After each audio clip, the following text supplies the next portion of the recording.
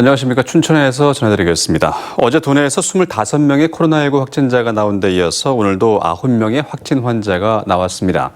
원주에서 유흥업소발 집단 감염의 여파로 오늘 기존 확진자와 접촉했던 6명이 추가 확진 판정을 받았습니다. 또 강릉과 양양, 태백에서도 각각 1명씩 확진자가 추가됐습니다.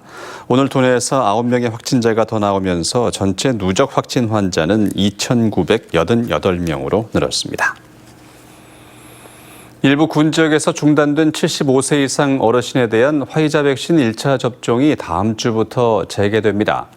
강원도는 오는 21일 화이자 백신 18,000여 명분이 들어올 예정이라며 다음 주 월요일부터 1차 백신 접종이 중단된 철원과 홍천, 화천과 양구 등 6개 군 지역에서 1차 접종을 재개한다고 밝혔습니다. 보건당국은 도내 75세 이상 어르신에 대해 다음 달 13일까지 1차 접종을 모두 마칠 예정입니다. 한편 60세에서 74세 주민과 어린이집, 유치원, 초등 저학년 교사 등은 다음 달 3일까지 예방접종 사전 예약을 받고 있습니다. 오늘 오전 9시 30분쯤 영동고속도로 인천 방면 대관령 1터널에서 고장으로 멈춰서 있던 25톤 탱크로리를 4.5톤 화물차가 들이받았습니다. 이 사고로 화물차에서 불이 났지만 15분 만에 꺼졌고 다행히 인명피해는 없었습니다. 하지만 사고 여파로 이 3차로가 막히면서 2시간 가까이 정체 현상을 빚었습니다. 경찰은 정확한 사고 경위를 조사하고 있습니다.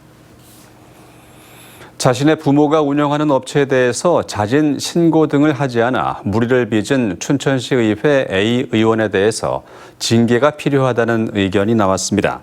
춘천시의회 행동강령운영자문위원회는 오늘 회의를 열고 해당 시의원의 부모와 춘천시가 맺은 계약은 지방계약법 위반이라며 만장일치로 징계를 요청했습니다.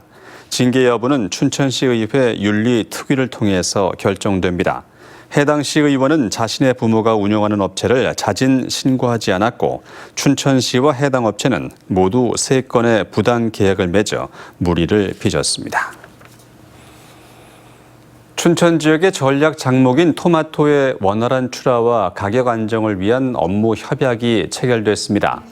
춘천시 전략장목 출하회와 서울가락시장, 구리시장은 오늘 춘천농협 APC에서 업무 협약을 맺고 춘천 토마토의 품질 향상과 제값받기를 위해서 함께 노력하기로 했습니다.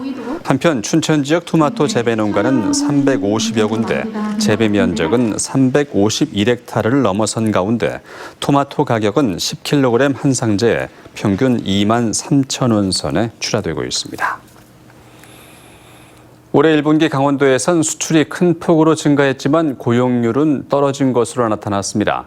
통계청의 지역경제 동향에 따르면 강원도의 1분기 수출은 전기 전자제품과 의약품, 정밀기기 등에서 강세를 보여 지난해 대비 34.7% 증가해 전국에서 증가폭이 가장 컸습니다.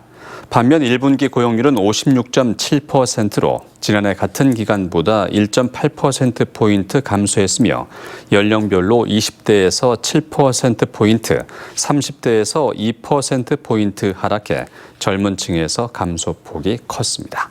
지금까지 춘천이었습니다.